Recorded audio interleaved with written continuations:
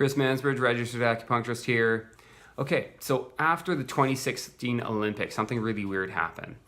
Everybody all of a sudden wanted cups or cupping. So cupping were those sort of hickey marks that are on the back of Michael Phelps, and actually on almost all the Olympians, but the swimmers were the ones that showed it more just because they don't wear much clothes.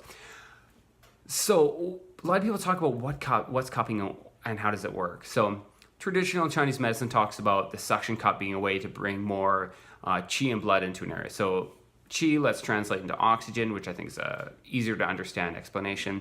So more oxygen and blood into an area. So help repair, help give that tissue the oxygen that it needs to function properly.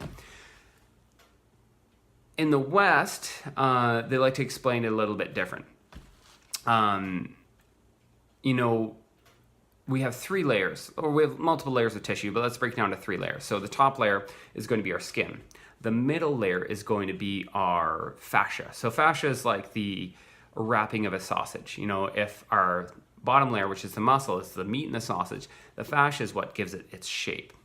So if we have a problem with this muscle layer, and the body's trying to repair it, what often will happen is it'll almost kind of stitch itself to that fascia.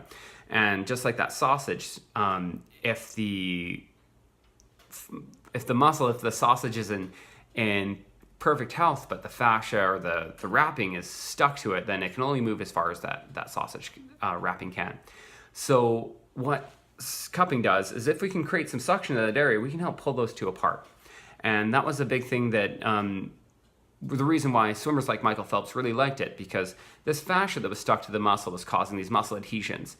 And so he was finding, in his swimming, when he was doing that, that front crawl or butterfly or whatever he does, I don't know much about swimming, doggy paddle, he, instead of having this much range of motion, after removing those fascial adhesions, he'd have that much more. And with, a quarter of an inch more reach in that range of motion, is the difference between a gold medal and not even being on the podium. So I find in my practice, the best thing I can do to increase someone's range of motion, for a problem like frozen shoulder or, poor range of motion in the back or anywhere else, is doing some cupping, just because the results can be just so profound by separating those two layers. So if you do have any questions about this or you're interested in trying cupping, please give me a call at 250-365-5500. RIP Jim Jack, we miss you out there.